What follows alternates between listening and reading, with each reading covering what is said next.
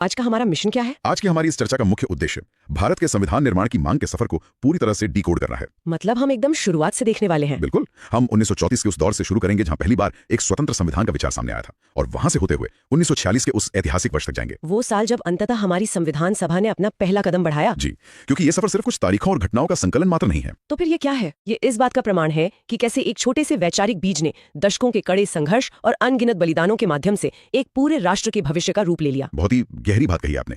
तो चलिए इस पूरी ऐतिहासिक यात्रा की परतें खोलते हैं। शुरुआत करते हैं साल 1934 से।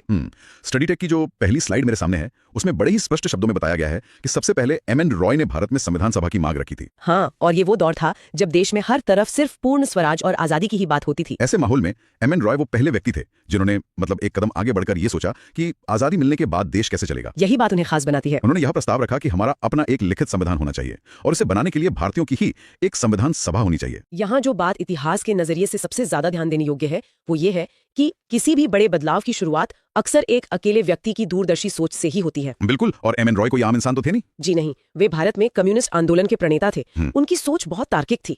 1934 में उन्होंने ये वैचारिक बीज बोया था। और फिर ये बीज एक बड़े आंदोलन में कैसे बदला? अगर हम इस घटनाक्रम को एक बड़ी राजनीतिक तस्वीर से जोड़कर देखें तो हम पाते हैं कि ठीक एक साल बाद यानी 1935 में भारतीय राष्ट्रीय कांग्रेस ने इसे अपने आधिकारिक मांग के रूप में अपना लिया। आधिकारिक मांग मतलब ऑफिशियल डिमांड। इसका असर तो बहुत बड़ा हुआ होगा। बहुत बड़ा। आधिकारिक मांग बनने का अर्थ बहुत गहरा था। इसका सीधा सा मतलब ये था कि अब ये किसी एक विचारक का निजी सपना नहीं रह गया था। हाँ, अब ये भारत के सबसे बड़े और सबसे प्रभावशाली राजनीतिक मंच का मुख्य एजेंडा बन चुका था। एकदम सही। और अंग्रेजों के लिए अब इस मांग को नजरअंदाज करना लगभग असंभव होने वाला था। इसके बाद का घटनाक्रम तो और भी तेजी से बदलता है। 1938 में जवाहरलाल नेहरू ने कांग्रेस की ओर से इसी मांग को एक नए और बहुत ही कड़े तेवर के साथ दोहराया था। जी, उन्होंने स्पष्ट कर दिया कि स्वतंत्र भारत का संविधान बिना किसी बाहरी हस्तक्षेप के बनना चाहिए। कोई बाहरी दखलंदाजी नहीं।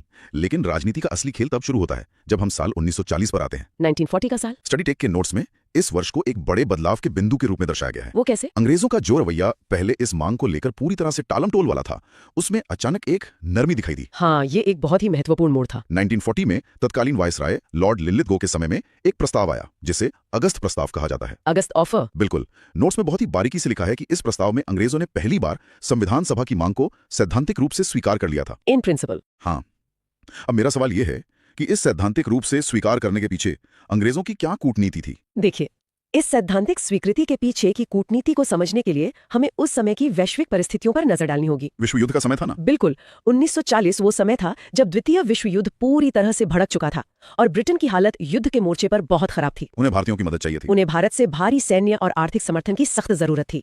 ऐसे में सैद्धांतिक रूप से स्वीकार करना कूटनीति की एक बहुत ही चालाक भाषा थी। मतलब सिर्फ बातों में मान लिया? हाँ, इसका सीधा सा मतलब ये था कि अंग्रेजों ने ये तो मान लिया कि भारतीयों को अपना संविधान बनाने का अधिकार है, लेकिन ये प्रक्रिया कब शुरू होगी, इसकी रूपरेखा क्या होगी और इसका पूरा नियंत्रण किसके पास होगा, इन अहम सवालों पर वे पूरी तरह से मौन थे। अरे बाप रे, ये तो एक तरह का ऐसा वादा था जिसमें अनगिनत शर्तें छुपी हुई थी। वेश कर गया। ये बहुत ही सटीक विश्लेषण है और यही असंतोष हमें ले जाता है 1942 के उस मशहूर क्रिप्स प्रस्ताव तक। Stafford Cripps. हाँ, स्टैफर्ड क्रिप्स एक स्वतंत्र संविधान का प्रारूप लेकर भारत आए थे, लेकिन उस प्रारूप का नतीजा क्या हुआ वो तो हम सब जानते हैं। स्टडी टेक की स्लाइड में क्रिप्स प्रस्ताव के ऊपर एक बहुत ही बड़ा लाल रंग का अस्वीकार यानी रिजेक्ट का ठप्पा लगा हुआ है। और वो लाल ठप्पा बिल्कुल सही जगह लगा है। कांग्रेस और मुस्लिम लीग दोनों ने ही अपने अपने अलग कारणों से इसे पूरी तरह से ठुकरा दिया था। ऐतिहासिक दृष्टिकोण से क्रिप्स प्रस्ताव का विफल होना भारतीय स्वतंत्रता संग्राम का एक बहुत बड़ा मोड़ था।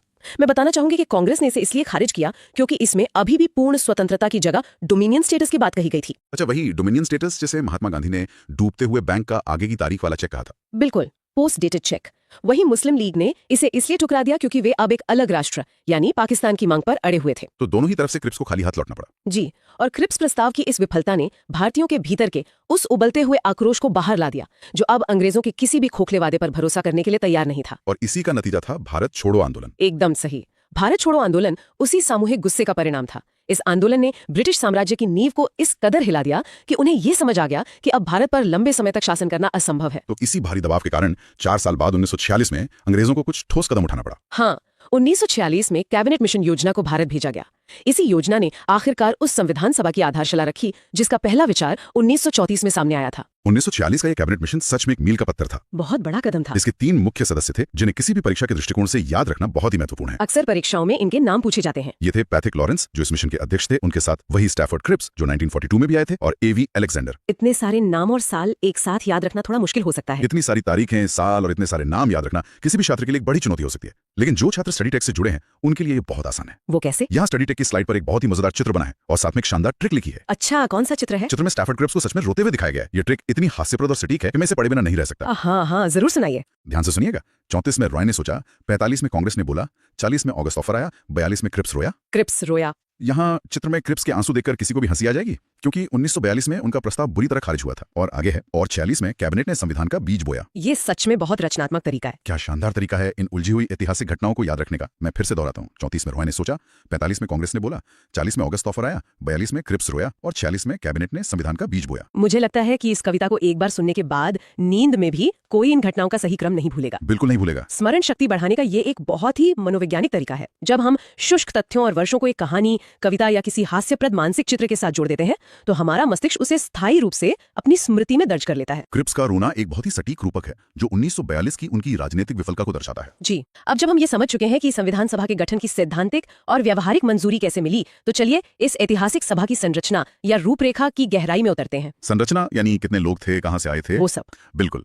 नवंबर 1946 में जब कैबिनेट मिशन के प्रावधानों के तहत अंततः सभा का गठन हुआ तो कुल सदस्यों की संख्या 389 निर्धारित की गई थी। ये 389 का आंकड़ा अक्सर छात्रों को भ्रमित करता है। आखिर 389 ही क्यों? मतलब 400 या 350 क्यों नहीं? ये एक बहुत ही स्वाभाविक सा सवाल है। स्टडी टेक के नोट्स में इसका जो गणित समझाया गया है वो बहुत ही स्पष्ट है। सीटों का ये बंटवारा किसी की मन मर्जी से नहीं हुआ था, बल्कि इसे पूरी तरह से जनसंख्या के आधार पर तय किया गया था। इसका एक बहुत ही सीधा फॉर्मूला बनाया गया था। लगभग 10 लाख की आबादी पर एक सीट का निर्धारण किया गया। उस समय के अविभाजित भारत की कुल जनसंख्या के हिसाब से यही वो गणित था जिसने 389 का ये विशेष आंकड़ा दिया। इस गणित के पीछे की प्रशासनिक चुनौती की कल्पना करना भी रोंगटे खड़े कर देता है। मैं सोच रही थी कि 1946 का भारत आज के भारत से कितना अलग था। बहुत अलग था। ना तो कोई बहुत सटीक और आधुनिक जनगणना उपलब्ध थी और न ही देश का प्रशासनिक ढांचा एक समान था। 10 लाख की आबादी पर एक प्रतिनिधि चुनने का यह नियम इसलिए रखा गया ताकि इतने विशाल और विविधतापूर्ण देश का हर हिस्सा महसूस कर सके कि संविधान निर्माण में उनकी आवाज शामिल है और हर वर्ग का प्रतिनिधित्व हो सके। बिल्कुल। इस 389 के आंकड़े को बहुत ही सोच समझकर 2 मुख्य हिस्सों में विभाजित किया गया था। वो 2 हिस्से कौन से थे? पहला हिस्सा था ब्रिटिश भारत, जहां सीधे तौर पर अंग्रेजी हुकूमत का शासन चलता था। इस हिस्से से 296 सीटें तय की गईं। और दूसरा हिस्सा था देसी रियासतें, जो अभी भी अपने स्थानीय राजा महाराजाओं के अधीन थीं।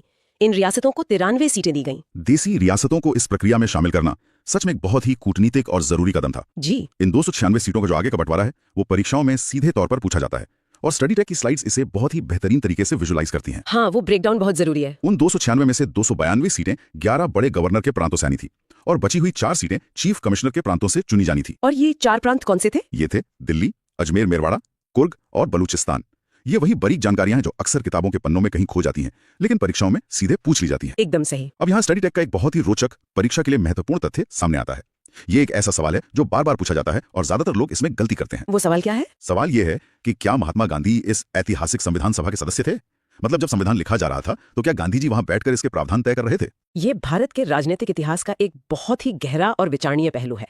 आम धारणा यही होती है कि जब हम आधुनिक भारत के निर्माण या स्वतंत्रता संग्राम की बात करते हैं तो हमारे मानस पटल पर सबसे प्रमुख तस्वीर महात्मा गांधी की ही उभरती है। जाहिर सी बात है। ऐसे में यह मान लेना बहुत स्वाभाविक लगता है कि संविधान सभा के मुख्य सूत्रधार भी वही रहे होंगे। लेकिन स्टडी टेक की स्लाइड पर एकदम बड़े और गहरे अक्षरों में नहीं लिखा हुआ है। महात्मा गांधी ने कभी भी इस संविधान सभा की सदस्यता ग्रहण नहीं की। जी, उन्होंने खुद को इस सभा और सत्ता के किसी भी औपचारिक पद से पूरी तरह से अलग रखा था। ये एक ऐसा तथ्य है जो किसी को भी चौंका सकता है। ये घटना महात्मा गांधी के संपूर्ण राजनीतिक दर्शन और उनके व्यक्तित्व के एक बहुत ही अलग पहलू को दर्शाती है। उनका मुख्य उद्देश्य तो देश को आजाद कराना था। बिल्कुल, उनका मुख्य उद्देश्य देश को अंग्रेजी दास्ता से मुक्त कराना और समाज के अंतिम व्यक्ति तक स्वराज पहुंचाना था। वे एक मार्गदर्शक और नैतिक शक्ति थे। उनका यह मानना था कि संविधान बनाने का काम विशेषज्ञों पर छोड़ देना चाहिए। हाँ, उनका मानना था कि संविधान के निर्माण की तकनीकी, कानूनी और प्रशासनिक जिम्मेदारी उन लोगों के कंधों पर होनी चाहिए जो कानून और प्रशासन के विशेषज्ञ हैं। उन्होंने देश को दिशा दी, लेकिन पदों की राजनीति से खुद को कोसों दूर रखा। ये निस्वार्थ सेवा और एक सच्चे दूरदर्शी नेता की बहुत बड़ी निशानी है।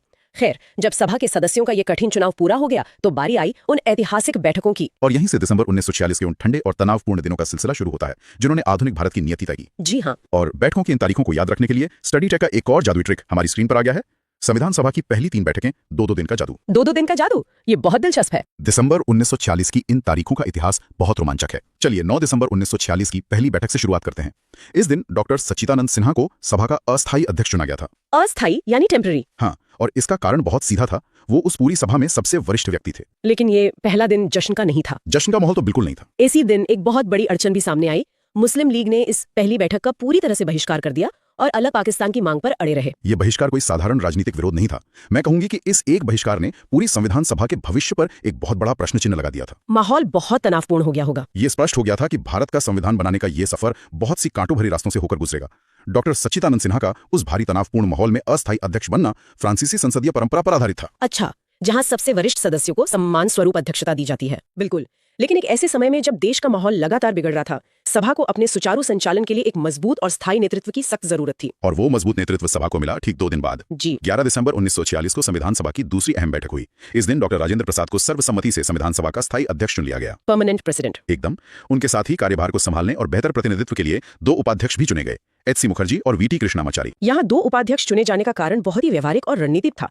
भारत जैसे विशाल देश में जहाँ इतनी विविधताएं हो, वहाँ हर बड़े वर्ग और भौगोलिक क्षेत्र को यह महसूस होना चाहिए कि नेतृत्व में उनकी भी हिस्सेदारी है। डॉक्टर राजेंद्र प्रसाद का स्थायी अध्यक्ष बनना पूरी सभा में एक नई ऊर्जा लेकर आया। हाँ, एक नई ऊर्जा, गंभीरता और स्थिरता लेकर आया। उनका शांत लेकिन दृढ़ व्यक्तित्व उस समय की सबसे बड़ी जरूरत थी। और इस नई स्थिरता का सबसे बड़ा और ऐतिहासिक परिणाम हमें इसके बाद की बैठक में देखने को मिला। जी हाँ, और वो अगली बैठक फिर से ठीक 2 दिन के अंतराल पर हुई। 13 दिसंबर 1946 को तीसरी महत्वपूर्ण बैठक। 2 दिन का जादू चल रहा था। इस दिन भारत के पहले प्रधानमंत्री बनने वाले जवाहरलाल नेहरू ने इतिहास का एक बहुत ही महत्वपूर्ण पन्ना पलटा। उन्होंने भरी सभा के सामने अपना ऐतिहासिक उद्देश्य प्रस्ताव पेश किया। Objective resolution. हाँ, स्टडी टेक के नोट्स में बताया गया है कि ये प्रस्ताव सिर्फ कुछ शब्दों का समूह नहीं था। ये इस बात का पूरा खाका था कि हमारा आने वाला संविधान कैसा होगा, एक स्वतंत्र राष्ट्र के रूप में हमारे आदर्श क्या होंगे। और सबसे खास बात यह है कि यही उद्देश्य प्रस्ताव आगे चलकर हमारे संविधान की प्रस्तावना बना। प्रस्तावना यानी प्रियम्बल, जिसे हम आज बहुत गर्व से पढ़ते हैं, हम भारत के लोग। इस उद्देश्य प्रस्ताव के दार्शनिक गहराई को समझना बहुत जरूरी है। ये एक तरह से पूरे देश से और आने वाली पीढ़ियों से किया गया एक पवित्र वादा था। इसमें सारे मूल्य शामिल थे। जी, इसमें वे सभी मूल्य शामिल थे: समानता, न्याय, स्वतंत्रता और बंधुत्व, जिनके लिए इतने दशकों तक लाखों लोगों ने अपनी जान की बाजी लगाई थी। नेहरू का वो भाषण बहुत शक्तिशाली रहा होगा। नेहरू का वो भाषण केवल उस सेंट्रल हॉल में बैठे सदस्यों के लिए नहीं था, बल्कि ये दुनिया को ये बताने की एक गर्जना थी कि एक नया लोकतांत्रिक और धर्मनिरपेक्ष भारत अब आकार ले रहा है। ये सारी जानकारी सच में बहुत ही प्रेरणादायक है। और अब बारी है स्टडी टेक के उस मास्टर स्ट्रोक की, जैसे ये तीनों तारीखें हमेशा के लिए दिमाग में छप जाएंगी। वो 2 दिन के जादू वाली ट्रिक। बिल्कुल, स्टडी टेक का 2 दिन का जादू वाला ट्रिक कहता है 9 को अस्थायी बैठे, 11 को स्थायी बैठे और 13 को नेहरू जी ने उद्देश्य बता दिया। कितनी आसानी से इस पूरी क्रोनोलॉजी को एक सूत्र में बांध दिया गया है। 9 दिसंबर को अस्थायी अध्यक्ष, ठीक 2 दिन बाद 11 दिसंबर को स्थायी अध्यक्ष और फिर ठीक 2 दिन बाद 13 दिसंबर को उद्देश्य प्रस्ताव। प्रतियोगी परीक्षाओं के नजरिए से देखें तो स्टडी टेक की इन बेहतरीन ट्रिक्स की वजह से इन उलझी हुई तारीखों और तथ्यों को भूलना सच में नामुमकिन हो गया है। नामुमकिन ही है। स्मरण शक्ति के विज्ञान में ऐसी तकनीकों का बहुत महत्व है। केवल जानकारी का एकत्रीकरण ही पर्याप्त नहीं होता, उस जानकारी को परीक्षा के दबाव वाले माहौल में सही समय पर याद कर पाना असली चुनौती होती है। सही बात है। अगर हम प्रतियोगी परीक्षाओं की तैयारी करना किसी चक्रव्यूह में घुसने से कम नहीं है। बिल्कुल। मतलब जो लोग दिन रात किताबों में लगे रहते हैं, उन्हें पता है कि इतिहास का जो सिलेबस है वो कितना विशाल होता है। हाँ बिल्कुल, वो तो है। खास तौर पे जब बात उन जोड़ी मिलाने वाले या मैचिंग वाले सवालों की आती है, एक तरफ इतने सारे ऐतिहासिक नाम होते हैं और दूसरी तरफ उनके भारी भरकम विभाग। उस समय तो ऐसा लगता है कि बस दिमाग का फ्यूज ही उड़ जाएगा। सही कहा। इतने सारे तथ्य रटना कोई आसान काम थोड़ी है ना। स्वतंत्र भारत यानी 1947 की पहली कैबिनेट के महत्वपूर्ण मंत्री, उनके विभागों और संविधान सभा के उन दोहरे कार्यों को समझना, जो कि उस समय की बहुत बड़ी जरूरत थी। बिल्कुल। लेकिन सबसे अच्छी बात यह है कि हम स्टडी टेक के उन बहुत ही मजेदार और फनी ट्रिक्स का इस्तेमाल करेंगे। मतलब इन्होंने इस बोरिंग चीज को एक कॉमेडी शो जितना आसान बना दिया है। यहाँ सबसे फैसिनेटिंग बात यह है कि जब हम 1947 के उस दौर को देखते हैं तो वो कोई नॉर्मल समय नहीं था, वो एक नए राष्ट्र के निर्माण का समय था और हर एक मंत्रालय अपने आप में बहुत बड़ी जिम्मेदारी था। बिल्कुल, एक बहुत बड़ा बोझ था। हाँ, और ये देखकर बहुत अच्छा लगता है कि कैसे स्टडी टेक ने इन भारी भरकम ऐतिहासिक तथ्यों को याद करने के लिए इतनी क्रिएटिव मेमोरी ट्रिक्स का इस्तेमाल किया है। परीक्षा के दबाव में लोग सीधे सीधे रटे हुए तथ्य भूल सकते हैं, लेकिन अगर उसे किसी फनी चीज से जोड़ दें तो वो याद रहता है। एग्जैक्टली। जब आप किसी जानकारी को किसी मजेदार कहानी से जोड़ देते हैं तो वो दिमाग में छप जाती है। तो चलिए स्टडी टेक के स्लाइड के पहले हिस्से से शुरुआत करते हैं, जहां से मैचिंग वाले सबसे ज्यादा सवाल आते हैं। सबसे पहले बात करते हैं पंडित जवाहरलाल नेहरू की, जो कि पहले प्रधानमंत्री थे। जी, प्रधानमंत्री तो थे ही, लेकिन उनके पास विदेश मंत्रालय, राष्ट्रमंडल संबंध और वैज्ञानिक अनुसंधान मतलब साइंटिफिक रिसर्च का प्रभार भी था।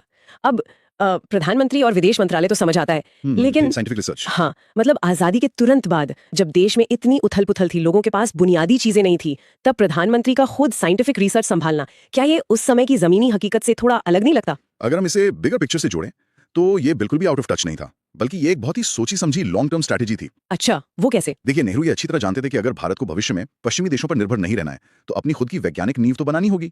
ये एक विजन था कि हम सिर्फ आज की समस्या नहीं सुलझाएंगे बल्कि भविष्य का ढांचा भी तैयार करेंगे। ये नजरिया वाकई चीजों को स्पष्ट करता है। स्टडी टेक की स्लाइड में इसके बाद सरदार वल्लभ भाई पटेल और डॉक्टर बी.आर. अम्बेडकर का जिक्र है, जो उस कैबिनेट के बहुत बड़े स्तंभ थे। बिल्कुल। सरदार पटेल के पास गृह मंत्रालय, सूचना एवं प्रसारण और राज्यों के मामलों का प्रभार था, और डॉक्टर अम्बेडकर देश के पहले कानून मंत्री बने। यहाँ एक बहुत ही दिलचस्प पॉइंट है, पटेल का राज्यों के मामले संभालना भारत के एकीकरण के लिए सबसे ज्यादा महत्वपूर्ण था। हाँ, क्योंकि उस समय इतनी सारी रियासतें थी। एग्जैक्टली 500 से ज्यादा रियासतों को एक साथ लाना कोई छोटी बात नहीं थी। और दूसरी तरफ डॉक्टर अम्बेडकर को कानून मंत्री बनाना यह दिखाता है कि उस समय राष्ट्र निर्माण के लिए वैचारिक मतभेदों को भी किनारे रख दिया गया था। ये वाकई में बहुत शानदार बात है। खैर, अब आते हैं उस हिस्से पर जहां बात रियली दिलचस्प हो जाती है, स्टडी टेक के मजेदार ट्रिक्स। स्लाइड का पहला भाग फूड एंड फ्रीडम के बारे में है, जहां से असली याद करने का खेल शुरू होता है। तो डॉक्टर राजेंद्र प्रसाद को खाद्य एवं कृषि मंत्रालय मिला था। आपको इसे कैसे याद रखे? स्टडी टेक का ट्रिक है कि प्रसाद में हमेशा खाद्य मिलता है, मतलब खाने की चीज मिलती है। ये काफी क्रिएटिव है। मुझे तो हंसी आ गई थी देखकर, मतलब सीधे मंदिर के प्रसाद को देश के कृषि मंत्रालय से जोड़ दिया। ये सुनने में भले ही फनी लगे, लेकिन ह्यूमन ब्रेन जो है वो पैटर्न और कहानियों को याद रखने में बहुत माहिर होता है। और व्हाट इज फैसिनेटिंग हियर इसकी ये साधारण ट्रिक्स ऐतिहासिक तथ्यों की कॉम्प्लेक्सिटी को एकदम खत्म कर देते हैं।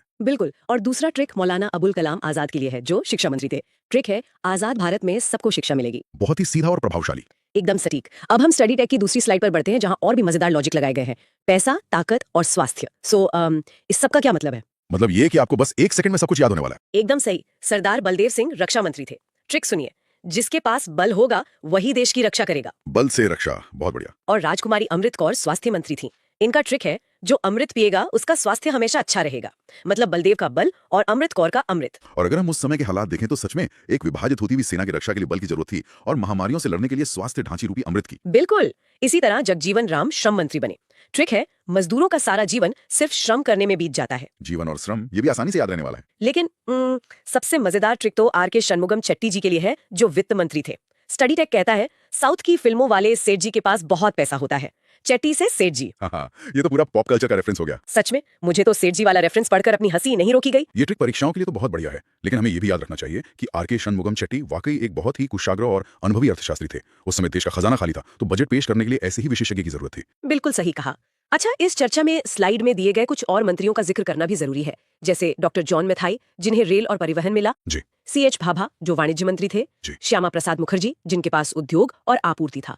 रफी अहमद किदवई, जो संचार मंत्री बने, और V.N. गाडगिल, जिनके पास लोक निर्माण, खनन और ऊर्जा था। अगर हम इन विभागों को एक साथ देखें तो ये सिर्फ एक कैबिनेट नहीं थी, बल्कि एक पूरी इंफ्रास्ट्रक्चरल टास्क फोर्स थी। उस समय देश को जोड़ने के लिए रेलवे, उद्योग, बिजली और संचार की सबसे ज्यादा जरूरत थी। ये बात तो है। अब स्टडी टेक की स्लाइड के आखिरी और सबसे दिलचस्प हिस्से पर आते हैं, 1947 के अधिनियम का प्रभाव और संविधान सभा के दोहरे काम। ये बहुत ही क्रिटिकल पॉइंट है। जी। 1947 के स्वतंत्रता अधिनियम के बाद संविधान सभा को 2 अलग-अलग काम सौंपे गए थे। पहला काम था संविधान बनाना, और दूसरा था आम कानून बनाना, मतलब एक विधायिका या संसद के रूप में। और दोनों कामों के लिए अलग अलग व्यवस्था थी। बिल्कुल। जब सभा संविधान बनाने के लिए बैठती थी तो अध्यक्षता डॉक्टर राजेंद्र प्रसाद करते थे, और जब वही सभा देश के लिए आम कानून बनाने बैठती थी तो अध्यक्ष जी.वी. मालवंकर होते थे। और इसके लिए भी स्टडी टेक ने कोई ट्रिक दिया है क्या? अरे बिल्कुल। स्टडी टेक का आखिरी ट्रिक है, जब कानून या लॉ बनाना हो तो मावलंकर साहब आएंगे। M से मावलंकर और M से मेकर, यानी लॉ मेकर। वाह, ये तो बहुत ही स्मार्ट है ना? और जब संविधान बनाना हो तो राजेंद्र प्रसाद जी बैठेंगे। परीक्षाओं के लिए ये ट्रिक सच में संजीवनी का काम करते हैं, और इससे एक अहम सवाल भी उठता है। कैसा सवाल? यही कि कैसे एक ही समूह के लोग एक ही दिन में या एक ही सत्र में 2 पूरी तरह से अलग भूमिकाएं निभा रहे थे। एक तरफ वो संविधान निर्माता थे और दूसरी तरफ आम सांसद। ये उस समय के नेताओं की मानसिक क्षमता और अडेप्टेबिलिटी को दर्शाता है। सही बात है। और हाँ, स्रोत के अनुसार ये भी स्पष्ट किया गया है कि स्वतंत्र भारत के पहले भारतीय गवर्नर जनरल C. राजगोपालाचारी बने थे, जो कि आजाद भारत का एक बहुत बड़ा ऐतिहासिक माइलस्टोन था। बिल्कुल। तो कुल मिलाकर स्टडी टेक की इस बेहतरीन स्लाइड ने न केवल 1947 के कैबिनेट और संविधान सभा के कार्यों को आसान बनाया है, बल्कि अपने फनी ट्रिक्स के जरिए वो प्रसाद से लेकर साउथ के सेठ जी तक इसे कभी न भूलने वाला अनुभव बना दिया है। मेरा भी यही मानना है कि भारी भरकम इतिहास को भी अगर सही नजरिए और थोड़ी सी रचनात्मकता के साथ पढ़ा जाए तो वो बहुत ही रोचक बन जाता है। एकदम सही। वे स्टडी टेक द्वारा तैयार की गई कुछ बहुत ही बेहतरीन और जिसे हम कहते हैं एकदम रामबाण स्लाइड्स है। रामबाण इसलिए क्योंकि संविधान के ऐतिहासिक तथ्यों को याद रखना मतलब कई बार एक पहाड़ चढ़ने जैसा लगता है। एकदम। और जैसा कि हम हमेशा इस चर्चा में कहते हैं, सही दिशा और स्टडी टेक की शानदार ट्रिक्स से कोई भी परीक्षा आसानी से पास की जा सकती है। बिल्कुल पास की जा सकती है, बस हौसला बुलंद होना चाहिए। तो आज हम भारतीय संविधान के निर्माण की पूरी कहानी को इन अद्भुत स्टडी टेक स्लाइड्स के जरिए डीकोड करने वाले हैं, ताकि ये सिर्फ रट्टा मारने वाला विषय ना रहे। हाँ, मतलब इस चर्चा का हमारा मुख्य उद्देश्य भी यही है। अक्सर जब संविधान के निर्माण की बात आती है ना, तो छात्रों के सामने अनगिनत तारीखों, समितियों और भारी भरकम तथ्यों का एक पहाड़ खड़ा हो जाता है। बाप रे, बहुत सारे फैक्ट्स होते हैं। परीक्षा के दबाव में इन सबको ज्यों का त्यों याद रखना लगभग असंभव है, लेकिन स्टडी टेक की इन स्लाइड्स में जिस तरह से ट्रिक्स का इस्तेमाल किया गया है और चित्रों का भी? जी, चित्रों और लॉजिकल ट्रिक्स का। वो इस पूरी प्रक्रिया को रटने के बजाय समझने योग्य बनाता है। आज हम सिर्फ ये नहीं देखेंगे कि क्या हुआ था, बल्कि ये भी समझेंगे कि वो क्यों हुआ था। ये बहुत जरूरी है। जब हम किसी तथ्य के पीछे का कारण समझ लेते हैं तो वो हमेशा के लिए दिमाग में बैठ जाता है। एकदम सही। तो चलिए सीधे उन आंकड़ों से शुरुआत करते हैं जो अक्सर परीक्षाओं में सबसे पहले पूछे जाते हैं। बिल्कुल, द बिग नंबर्स। हाँ, संविधान बनाने में लगा कुल समय 2 वर्ष 11 माह और 18 दिन। इसके साथ ही इसमें लगभग 64 लाख रुपए का खर्च आया था और कुल 11 सत्र आयोजित किए गए थे। अब एक सवाल जो शायद कई छात्रों के मन में आता होगा कि लगभग 3 साल का समय क्या बहुत ज्यादा नहीं था? देखिए, अगर हम उस समय के ऐतिहासिक परिप्रेक्ष्य को देखें तो ये समय बिल्कुल भी ज्यादा नहीं था। अच्छा। जरा सोचिए, भारत कोई छोटा मोटा देश तो था नहीं, ये विविधताओं से भरा एक विशाल उपमहाद्वीप था। हाँ, वो दौर बहुत उथल पुथल वाला था। बिल्कुल, सैकड़ों रियासतें थीं, अलग अलग धर्म भाषाएं थीं। इन सभी को एक सूत्र में पिरोने के लिए एक ऐसा ढांचा चाहिए था जो सदियों तक चले। मतलब कोई जल्दबाजी वाला काम नहीं था। एकदम नहीं। जो 11 सत्रों की बात आपने की वो सिर्फ औपचारिक बैठकें नहीं थी। उन बैठकों में संविधान के एक एक शब्द पर तीखी बहसें हुई। और 64 लाख रुपए का खर्च? 1940 के दशक के अंत में ये एक बहुत बड़ी धनराशि थी। ये खर्च दुनिया भर के संविधानों के अध्ययन, विशेषज्ञों की यात्राओं और इतने बड़े स्तर पर बुनियादी ढांचा तैयार करने में लगा। तो मतलब ये एक नए लोकतंत्र की नींव में किया गया सबसे महत्वपूर्ण निवेश था। बिल्कुल। ये नजरिया सच में चीजों को स्पष्ट कर देता है। अब हम उन उलझाने वाली तिथियों पर आते हैं जिन्हें लेकर अक्सर परीक्षा हॉल में पसीने छूट जाते हैं। हाँ, डेट्स को लेकर बहुत कंफ्यूजन होता है। स्टडी टेक की स्लाइड में 2 तारीखें बहुत स्पष्ट रूप से दी गई हैं। पहली है 22 जुलाई 1947 जब हमारे राष्ट्रीय ध्वज को अपनाया गया था, और दूसरी है 24 जनवरी 1950 जो कि बहुत ही खास दिन है। हाँ, इस दिन राष्ट्रीय गान जन गण मन और राष्ट्रीय गीत वंदे मातरम अपनाए गए। डॉक्टर राजेंद्र प्रसाद देश के पहले राष्ट्रपति चुने गए और ये संविधान सभा की अंतिम बैठक भी थी। सही कहा। इन तारीखों के चयन के पीछे आखिर क्या लॉजिक था? देखिए, इन दोनों तारीखों का अपना एक रणनीतिक महत्व है। 22 जुलाई 1947 की तारीख आजादी से ठीक पहले आती है। 15 अगस्त से पहले। हाँ, देश को स्वतंत्र होने से पहले दुनिया के सामने अपनी एक पहचान स्थापित करनी थी। इसलिए एक ध्वज का होना सबसे पहली जरूरत थी, ताकि 15 अगस्त को फहराने के लिए हमारे पास अपना झंडा हो। ये तो बहुत लॉजिकल है। और 24 जनवरी वाली बात? 24 जनवरी 1950 का महत्व इसलिए है क्योंकि 26 जनवरी को हमें पूर्ण रूप से गणतंत्र घोषित होना था। मतलब एक संप्रभु गणतंत्र। बिल्कुल, एक ऐसा देश जिसका प्रमुख कोई राजा नहीं बल्कि चुनावा प्रतिनिधि होता है।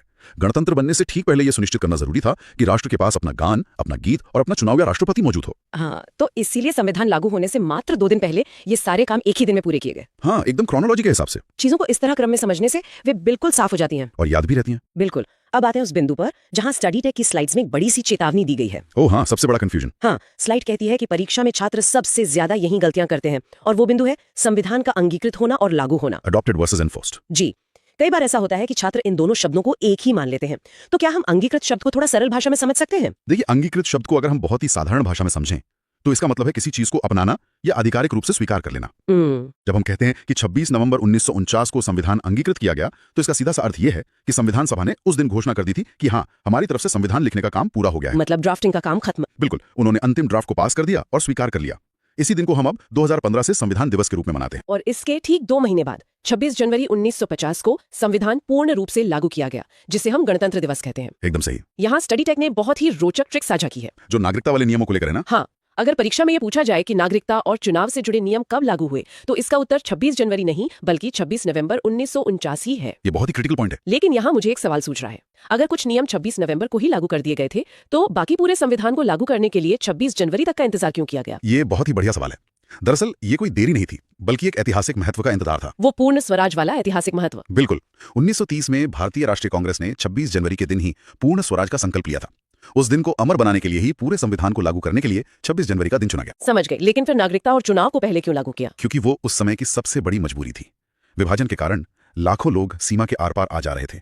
कौन भारत का नागरिक है और कौन नहीं, ये तुरंत तय करना था, ताकि राहत और पुनर्वास का काम हो सके। हाँ, साथ ही भविष्य में चुनाव कराने के लिए चुनाव आयोग की तुरंत जरूरत थी। इसलिए व्यवहारिक चुनौतियों को देखते हुए कुछ चीजें तुरंत लागू कर दी गईं। यह समझना सच में बहुत जरूरी है कि इतिहास के फैसले सिर्फ किताबी नहीं होते, बल्कि जमीनी हकीकतों से जुड़े होते हैं। बिल्कुल। अब हम संविधान के भौतिक स्वरूप और हस्ताक्षरों की बात करते हैं। 24 जनवरी 1950 की उस अंतिम बैठक में 284 सदस्यों ने हस्ताक्षर किए। और यहाँ एक आंकड़ा ऐसा है जिस पर हर किसी को गर्व होना चाहिए। इन 284 सदस्यों में 15 महिलाएं भी शामिल थीं। वाह, 15 महिलाएं? जी। अगर हम 1950 के दशक की बात करें तो दुनिया के कई विकसित देशों में भी राजनीति में महिलाओं की कोई खास भूमिका नहीं थी। कई जगह तो उन्हें वोट देने का अधिकार भी नहीं था। एकदम सही कहा आपने। ऐसे में दुनिया के सबसे बड़े लोकतंत्र के आधारभूत दस्तावेज पर 15 महिलाओं के हस्ताक्षर होना ये कोई छोटा आंकड़ा नहीं है। जी, ये एक बेहद प्रगतिशील कदम था, जो बताता है कि हमारा संविधान शुरुआत से ही समानता की नींव पर खड़ा था। बिल्कुल। अब अगर हम 26 नवंबर 1949 के उस मूल संविधान के ब्लूप्रिंट की बात करें तो उसमें 395 अनुच्छेद और 8 अनुसूचियां थीं। आर्टिकल्स और शेड्यूल्स। जी, जो श्रोता पहली बार सुन रहे हैं उनके लिए बता दूं कि अनुच्छेद वो मुख्य नियम है जो क्रमानुसार लिखे गए हैं और अनुसूचियां वो सूचियां हैं जो संविधान के अंत में जोड़ी गई हैं, जिनमें एक्स्ट्रा डिटेल्स होती हैं। हाँ, लेकिन यहाँ स्टडी टेक की स्लाइड एक बहुत ही चौंकाने वाला तथ्य सामने लाती है। वो उद्देशिका वाला। हाँ, जिस उद्देशिका यानी प्रिएम्बल को हम संविधान की शुरुआत में पढ़ते हैं, हम भारत के लोग, वो उद्देशिका पूरे संविधान के बन जाने और लागू होने की प्रक्रिया के सबसे अंत में पारित की गई थी। ये एक बहुत ही दिलचस्प फैक्ट है। अब यहाँ मैं थोड़ा शैतान का वकील बनना चाहूंगी। क्या किसी भी किताब की प्रस्तावना को सबसे अंत में लिखना थोड़ा अजीब नहीं है? सुनने में अजीब लगता है। क्या इससे ये खतरा नहीं रहता कि जो मूल विचार लेकर वे चले थे वो अंत तक आते आते भटक जाए? आपकी शंका बिल्कुल वाजिब है, लेकिन संविधान कोई साधारण किताब तो थी नहीं। उद्देशिका पूरे संविधान का दर्शन है, उसकी आत्मा है। ये एक दर्पण है जो पूरे दस्तावेज की छवि दिखाता है। संविधान निर्माताओं की रणनीति ये थी कि पहले वे पूरे देश की व्यवस्था और कानूनों का एक ठोस ढांचा तैयार कर लें। अच्छा, मतलब पहले मेन बॉडी तैयार कर लें। हाँ, जब 395 अनुच्छेदों का ढांचा तैयार हो गया, तब उन्होंने ये सुनिश्चित किया कि उद्देशिका का एक एक शब्द उस तैयार ढांचे से मेल खाता हो। अब समझी। अगर वे उद्देशिका पहले लिख देते और बाद में बहस के दौरान किसी कानून में कोई बदलाव आ जाता तो विरोधाभास पैदा हो सकता था। इसलिए सार को सबसे अंत में फाइनल करना एक बहुत ही सुरक्षित रणनीति थी। ये तो बहुत ही तार्किक है। बिल्कुल। अब हम चर्चा के उस हिस्से की तरफ बढ़ते हैं जो मुझे सबसे ज्यादा मजेदार लगता है, सुपर फैक्ट्स और स्टडी टेक की वो मजेदार ट्रिक्स जो रटने से आजादी दिलाती हैं। बिल्कुल। शुरुआत करते हैं संविधान सभा के प्रतीक या सिंबल से। हाँ। ये हाथी था।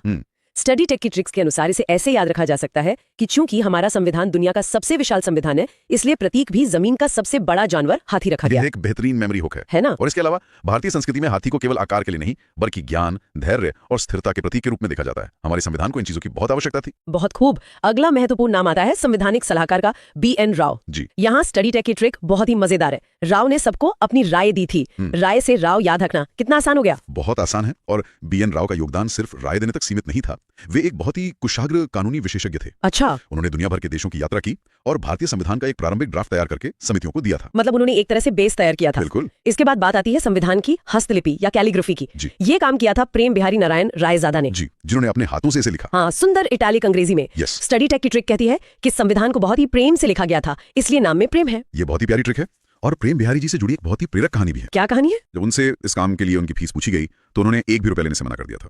उनकी केवल एक शर्त थी कि वे संविधान के हर पन्ने पर अपना नाम और अंतिम पन्ने पर अपने दादाजी का नाम लिखेंगे। बाप रे, ये तो बहुत ही सम्मान की बात है ना? लेकिन हमें यह भी याद रखना चाहिए कि ये सिर्फ एक व्यक्ति का काम नहीं था। पन्नों की कलात्मक सजावट का काम शांति निकेतन के कलाकारों ने किया था, जैसे नंदलाल बोस और BR सिन्हा। बिल्कुल।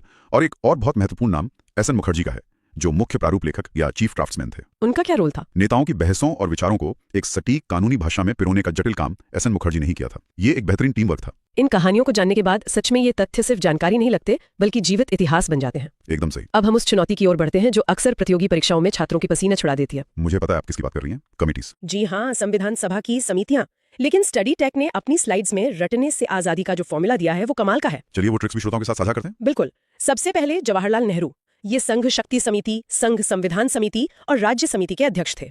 ट्रिक ये है कि जहां भी संघ शब्द आए, आंख बंद करके नेहरू पर टिक लगाओ। और ये ट्रिक ऐतिहासिक रूप से भी बिल्कुल सटीक बैठती है। कैसे? क्योंकि जवाहरलाल नेहरू स्वतंत्र भारत के पहले प्रधानमंत्री बनने वाले थे और केंद्र सरकार या संघ का नेतृत्व उन्हें ही करना था। तो स्वाभाविक रूप से संघ से जुड़ी समितियां उन्हीं के पास थीं। बिल्कुल। और सरदार पटेल, वे प्रांतीय संविधान समिति और मूल अधिकारों पर सलाहकार समिति के अध्यक्ष थे। हाँ। यहाँ स्टडी टेक की ट्रिक है, जहाँ प्रांत को जोड़ने की बात आए वहाँ पटेल बाबू। ये तो सबको पता ही है कि सरदार पटेल को भारत का लौह पुरुष कहा जाता है। हाँ, उन्होंने रियासतों को जोड़ा था। आजादी के समय भारत में 500 से अधिक रियासतें थीं।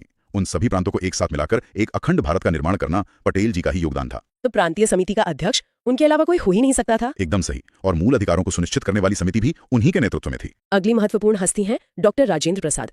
इनके पास प्रक्रिया नियम समिति, संचालन समिति और राष्ट्रीय ध्वज पर तदर्थ समिति थी। स्टडी टेक ने यहाँ जो लॉजिक लगाया है वो शानदार है। सभा का नियम और संचालन कौन करेगा? जो सभा का राजा होगा, यानी राजेंद्र प्रसाद, जो बाद में देश के राष्ट्रपति बने। हाँ, और जो देश का मुखिया होगा वही झंडे से जुड़े फैसले भी लेगा। बहुत ही बढ़िया ट्रिक है। श्रोताओं की जानकारी के लिए बता दूं कि तदर्थ समिति या एड हॉक कमेटी का मतलब होता है एक अस्थायी समिति जो किसी विशेष काम के लिए बनाई जाती है। जैसे ध्वज का चयन करना। बिल्कुल। काम पूरा होते ही वो समाप्त हो जाती है। शब्दों और ऐतिहासिक भूमिकाओं को इस तरह आपस में जोड़ना एक बहुत ही वैज्ञानिक तरीका है। हाँ, इससे दिमाग पर जोर नहीं पड़ता।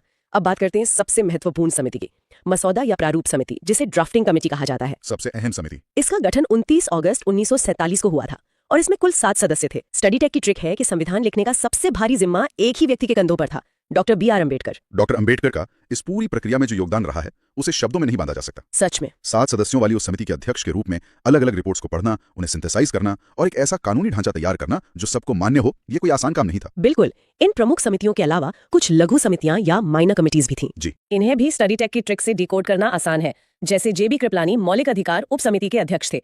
ट्रिक है, भगवान हम पर कृपा करो और हमें हमारे अधिकार दो। क्या बात है, बहुत ही क्रिएटिव है। इसके अलावा जीवी मावलंकर संविधान सभा के कार्यों पर समिति के अध्यक्ष थे। एच.सी. मुखर्जी अल्पसंख्यक उप समिति को देख रहे थे। के.एम. मुंशी के पास कार्य व्यवस्था समिति थी। और बी पट्टाभी सीतारामैया हाउस समिति और चीफ कमिश्नर प्रांत समिति का जिम्मा संभाल रहे थे। इन छोटी समितियों का भी बहुत महत्व था, है ना? बहुत ज्यादा। वे पर्दे के पीछे बहुत ही बारीक और जरूरी काम कर रही थी, चाहे वो अल्पसंख्यकों के अधिकारों की बात हो या सभा की रोजमर्रा की कार्यवाही की व्यवस्था। ये पूरी चर्चा ये साबित करती है कि स्टडी टेक की ये स्लाइड्स सच में प्रतियोगी परीक्षाओं की तैयारी कर रहे छात्रों के लिए रामबाण है। एकदम रामबाण है। जो विषय पहले सिर्फ रटने वाला लगता था वो अब पूरी तरह से लॉजिकल कहानियों से जुड़ गया है। स्टडी टेक का नाम बार बार इसलिए आ रहा है क्योंकि उनकी ट्रिक्स ने सच में काम आसान कर दिया है। और अगर हम परीक्षा के नजरिए से परे जाकर देखें तो एक नागरिक के तौर पर भी ये जानना बहुत जरूरी है कि हमारे देश का कानून कितनी मेहनत से लिखा गया था। बिल्कुल। जब हम इस संघर्ष को समझते हैं तो संविधान के प्रति हमारा सम्मान और भी गहरा हो जाता है। एकदम पते की बात कही आपने। तो दोस्तों, हमारी आज की इस विस्तृत चर्चा को समाप्त करने से पहले मैं चाहूंगी कि हम अपने श्रोताओं को एक ऐसे विचार के साथ छोड़ें जो उन्हें आगे भी सोचने पर मजबूर करे। बिल्कुल। आज हमने उद्देशिका यानी प्रिएम्बल के बारे में चर्चा की कि वो सबसे अंत में लागू की गई। हाँ, वो रहस्यमयी बात। तो सोचने वाली बात यह है कि संविधान निर्माताओं ने इस परिचय को मुख्य प्रावधानों के बाद लागू करने का फैसला क्यों किया होगा? क्या वे सिर्फ विरोधाभास से बचना चाहते थे? ये तो सवाल है। क्या वे पहले ये सुनिश्चित करना चाहते थे कि सारे नियम अपनी जगह पक्के हो जाएं, या इसके पीछे कोई और बड़ी वैचारिक रणनीति थी? ये सच में एक बहुत ही गहरा सवाल है। क्या वे जानबूझकर एक ऐसा लचीलापन छोड़ना चाहते थे जो समय के साथ ढल सके? बिल्कुल। श्रोताओं को इस पर खुद विचार करना चाहिए। हम चाहेंगे कि आप लोग इस पर जरूर सोचें।